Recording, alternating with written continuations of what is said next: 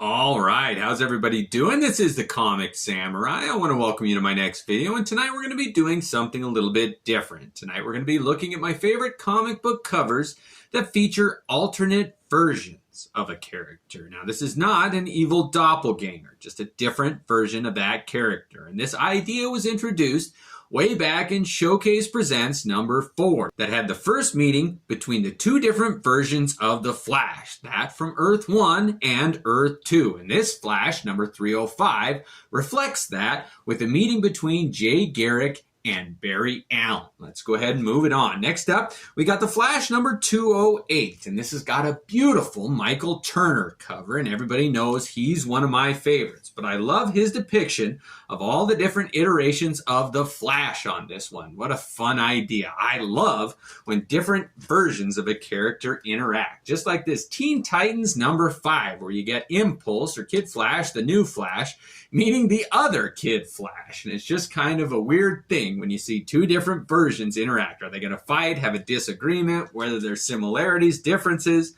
Next up is Justice League of America number 74. And this was the first time that the Superman from Earth 1 and Earth 2 had a good battle on the cover done by Neil Adams. And it doesn't get much better for me. I really like this. And you can see all the members of the Justice League cheering him on in the background. And you don't know which version is which. I really like that. Next up is Justice Society of America number 13. And it's got a beautiful Alex Ross painted cover, and it's got the version of Superman from Kingdom Come meeting the modern version of Superman. And that whole mythos of the Kingdom Come storyline, it's interesting to see how they were going to introduce that into the mainstream comics. Next up, we got DC Comics Presents number 33. And I thought this was an interesting take on that idea of alternate versions because it's Superman in Shazam's costume and Captain Marvel in Superman's. And they're such similar characters that when you see them in the other one's costume, it's like, can I even tell the difference? But they did a good job on the art here, and you kind of can tell. I like that. Next up, we got Action Comics number 591. This is an interesting idea of Superboy meeting Superman. And this is a beautiful cover done by John Byrne. And if they were going to have those two characters meet, I'm glad that they had Byrne helming that ship. It was a good one. Next up, we got Superboy number 8. And this is where the two different versions of Superboy meet. The one from the Bronze Age here meeting our modern Superman in the early 90s. And I really like that. And on this one, they're having a scuffle. Next up, we got Infinite Crisis number 4, and talk about scuffles between two super beings. This has got the modern Superboy at the time fighting Superman. What a great battle. I mean, the whole idea of the villain in this one was going to be a Superman version, so why not have as many versions as you can? Throwing down on the cover there. Next up, we got Teen Titans number 26, and this is an interesting one that introduced a lot of different versions of Superboy, and there was a point where he was convinced that he was going to be a lot like Lex Luthor, like he had some of his genetic code, and he was kind of a clone or whatever, but I did like it when he was wearing that black t-shirt and the red Superman symbol. Next up, we got Superman the Man of Steel number 37. And this comic takes place during the 0 Hour timeline story. And this was a story that kind of brought all the multiple versions of characters together. So you'll see a couple of them in this video, but this is all the different versions of Batman interacting with Superman. And I love to look at him and see if you can identify what version. There's a Dark Knight, there's a Bob Kane, the original version. It's just fun to look and see if you can identify all the different versions of the Batman. This is one of my favorites I was going to show. Next up, we got Shadow of the Bat number 30. And this is where the two different versions of Batman interact. When Batman got his back broken by Bane for a while there, that character Azrael took over the mantle of Batman and was kind of an updated, like, armored version. And those two versions were going to meet at some point, and there was some tension. Next up, we got Batman number 511. And this is another one of those 0 Hour covers. And I just thought, what a great idea it was to have all the different timelines interact. And on this one, you got Barbara Gordon version of Batgirl meeting Barbara Gordon after she's been shot by the Joker, who's in a wheelchair and is now Oracle. And I just loved seeing what was going to happen when those two versions met. Next up, we got Robin number 10, and this is another 0 Hour. And here you've got the original Dick Grayson version of Robin meeting Tim Drake's version. And it was just an interesting thing to see how those two different versions of that character were going to handle meeting. Next up, we got Green Lantern number 184. And if there's a character that has a lot of different variations, it's the Green Lantern. You got Hal Jordan had the ring, and you got John Stewart, you got Guy Gardner, and this is the comic where all three of them are presented on the cover, done by Gil Kane. It's just fun to see all the iterations of Green Lantern presented there. Next up, we got Green Lantern number 55, and this is another 0 Hour where you've got Kyle Rayner meeting the old Alan Scott Green Lantern. So I wanted to see what would happen when those two met, how interesting that would be. Next up, we got Green Lantern number 16. I just love that. Ethan Van Sciver art. I mean, what is going to happen? Well, what a beautiful cover. I really thought when Sciver was doing his run on Green Lantern, it was some of the most beautiful work I'd seen on the character.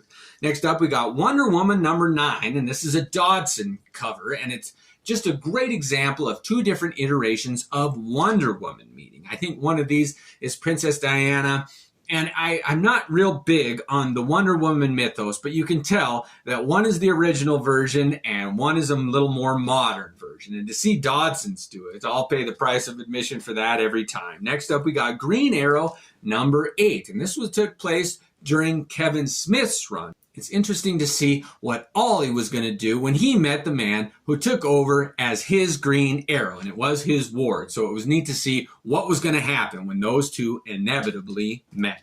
Next up, we got Animal Man number 12, and this one's got a Brian Boland cover, and it's an imaginative take on the different versions of Animal Man meeting themselves. And I always love those. It's a kind of an almost MC Escher look too, where the image is kind of a repeating pattern. And I just think it's a creative take on multiple versions of a character. Next up, we got JSA number 42. And on this one, the two different versions of Mr. Terrific meet. You've got the old Golden Age version from the original Justice Society, and you've got this new guy here in the leather jacket. And you don't know how those two are going to interact when they meet for the first time, but I really like it. And here it implies that they don't get along very well. Next up, we got Justice Society of America number 4. Now, this one is another Alex Ross. Beautiful painted cover, and it's got the two versions of Wildcat meeting. And I think they might be father and son, so it's the old original up top here giving a noogie to his son. I kind of like that, who's a little more animalistic. Next up is JSA number 32, and this one features the two different versions of Johnny Lightning meeting. And this old guy, of course, is the original, and this young black kid is the new guy who's got a pen that clicks and lets Johnny Thunderbolt free and kind of does his bidding. I love that character. It's like a genie in the bottle. Next up, we got Incredible Hulk number 376, and we're moving into the Marvel comics now, and this is one of the characters who's always had multiple personalities. I mean, it's Bruce Banner who turns into the Hulk, and then the Hulk kind of morphed into the Gray Hulk. And what happens when all three personalities meet? It's going to be a clash between those two behemoths, and done by Dale Keown. I love this comic book. Next up, we got Iron Man number 192. And Iron Man has gone through so many different iterations of his armor. I thought it would be interesting to see what his original gray armor meets up with his gold and red armor, his more updated armor. It's going to be a clash of the different eras of Iron Man in this one. I like that cover. Next up, we got Iron Man number 215. And this has got his golden versus his white armor. Not necessarily versus, but just those two characters. I think Rhodes is inside of that white armor here, but this is a great one. When the two versions of his armor have got to figure it out, and I love an adventure with different versions. Next up, we got Captain America number 350, and for a while there, Steve Rogers took over the mantle of the captain. He lost his government backing, so he became black, white, and red, and they put another character into the helm of Captain America, and eventually those two were going to have to meet. And I like a subtle touch on this cover where the red and orange is the Red Skull very subtly done behind those two figures. Can you see like the eyes right there? Oh, I like this cover. It was cleverly done. Red Skull was pulling the strings. Next up, we got Avengers Invaders #3. And this is an Alex Ross painted cover. And it's got the two different versions of Namor fighting. The more classic one from the 70s and today's version of Namor battling it out. And I like that. Next up, we got Thor #364. And this is a fun one that tells the transformation of Thor into a frog. At one point, Loki was able to transform Thor, and this one shows the transformation here. And I think it's interesting because this 365 shows Thor in his full original form, and this 366 is a riff on that cover, and it's kind of a reproduction of it, but it's him as a frog. And I just thought those two, the two different versions of Thor as a frog, I think they call it Throg. It's kind of taken off, and I like that. Next up is Black Widow #2. And for a time there, they were trying to replace Romanoff with a blonde here, but I don't know that the blonde version of Black Widow ever took off, but it's an interesting take when those two were going to meet inevitably, and this is a comic where they do. Next up is Miss Marvel #19, and I always thought it was interesting. There was a Captain Marvel, there was a Miss Marvel, they had very similar costumes, and in this comic here they meet, and it's kind of an interesting one. Man, these Miss Marvels, she's always in dire need of help or in bondage or something interesting is happening, but this is a good cover where those two characters meet. Next up is Wolverine #38. And for a while here, they had this mechanical version of Wolverine, and Silvestri was drawing it, and there was a little girl who was kind of a friend of this robot, and this robot was definitely almost indestructible. But they had some good battles with Wolverine, and I really liked that. Next up, we got Age of Ultron #9. And this is a storyline that dealt with time travel. And inevitably, when you deal with that, you're going to have different versions of a character meet one another. And Wolverine meets a future or a past version in this one. And it's always interesting to see a character killing himself. And in this one, Wolverine's impaling a different version of himself. So it's interesting to see which one is which. Next up is Ghost Rider #14. And since Johnny Blaze was the original Ghost Rider and then Danny Ketch took off after him, it was interesting to see what is going to happen when those two characters meet. The only two at this point who had been Ghost Rider were eventually going to meet. And I love this Mark Texeira cover where those two go at it.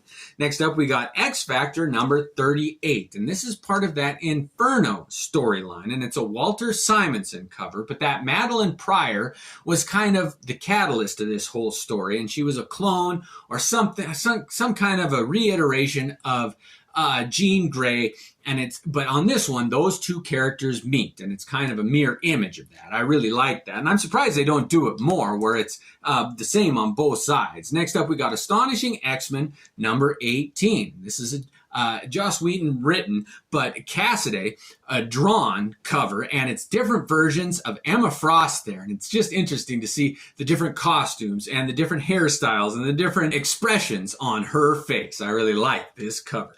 Next up, we got The Incomplete Death's Head #1, and it features Death's Head 2. And it's got a die cut here where you see the original Death's Head, and then Death's Head 2 next to it. So I don't know if I understand that character very good, but there were two iterations of it, and they're both on the cover here. Next up, we got Spawn #14. And I never understood that character of the Violator, how sometimes he could look like a clown, and then sometimes he looked like this demon thing, but it didn't really matter. I liked the transformation. I liked that it was an evil character who was kind of a clown. They called that a clown, but I never saw it. Anyway, this is Violators, two different versions. Next up, we got the Umbrella Academy, and this was all about these childhood superheroes who their mentor dies, and they have to come and meet again at his funeral, and they haven't seen each other for a while, and it's a flashback. So you've got two stories going on at once. On one side is the younger version, one side is the older version, and they're both presented on this cover. What a great story. If you haven't read this Umbrella Academy, it is worth the hype. It was as good as they say it is. Next up is The Many Worlds of Tesla Strong #1. And this was Alan Moore written, but drawn by Art Adams. And I love it when he just packs different versions of the same character, as many as he can, get creative, just make it an exciting cover. And on this one, you got one main version, the main one we're familiar with, but surrounded by all these different imaginative versions. Some are animal, some are cartoons, some are freaky, some might be bad, but I love it when they just pack different versions on a cover. Next up, we got Clone #6. And this series, drawn by Juan Jose Rip, was all about different versions of one guy. Some have different haircuts, some have tattoos, some have disabilities, but on this cover, all these different clones are shown, and it's a great one. Next up, we got Superman Batman #24. And now we're moving into the comics that don't necessarily show both versions, just an alternate version of the characters. And on this one, you've got Supergirl, who's now a Superboy, and Superman, who's now a woman, and Batman, who's now a woman. And I just love that gender swapping cover. And it's done by McGinnis, and he does a great job. Next up, we got The Wolverine Saga. And this has got a Mike Kaluta cover, and he is so good. Anything he does is entertaining. But he does a cover here that is Wolverine drawn in his patch persona. For a while there, late 80s, right when his regular series was kicking off, he went to Madripoor and he created this pseudonym of Patch. And he had an eye patch, and he wasn't supposed to be a mutant, and he could just do other things and not be tied down with the history of Wolverine. So this is a great version of his patch persona. Next up is X-Men Annual 9. And this has got a picture of Storm on the cover, and it was a time when she became the Thunder God. Thor had been removed from the picture, so they had to have a replacement, and Storm, Aurora, got all the powers of Thor when she went to Asgard. But I love that version of Thor, Stormbringer or something like that. She was amazing. Next up is X Factor #24, and this shows a different version of Angel. Now, he became the Archangel in here. Apparently, Apocalypse took him, did some experiments on him, changed him, brainwashed him, and made his wings metal. And he could shoot these blades out of them that were poisoned too. And it was just, I like that iteration of Archangel on this one. Done by Simonson. Sign me up.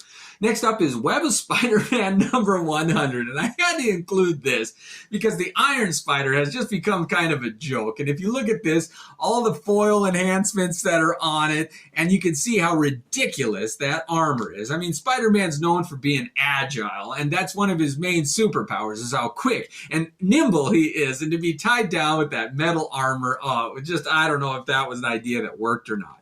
Next up, we got What the #11, and this features Wolverina on the cover. And I think this is a John Byrne cover, yeah. So you get a different version of Wolverine, a female version on the cover here. And I thought that was a great idea, and so did a lot of other people. After that, you had X-23, and I think they've got another female version now too. But this was the first one. It was kind of a spoof. It was supposed to be funny, and it was definitely entertaining. All right, next up, we got X-Men #141, and this is my all-time favorite alternate version of a character. This is the Days of Future Past storyline, and it's the first issue of that. And you get to see Wolverine with gray streaks in his hair and an adult version of Kitty Pryde. And it tells a desolate story of a future version of the X-Men. And they got to go back in time and try to fix things. They made a movie of it, but this cover, done by John Byrne with the spotlight, the pictures of all the other X-Men. Some of them have been deceased, some of them have been captured, but no other comic book invited me to open it up, read along, and find out what the great story was. So I hope you enjoyed all these alternate versions with me. I'm going to be back with an evil doppelganger cover version of this video, but thanks for joining me. Let me know what alternate version covers I forgot. Have a great night, and thanks again.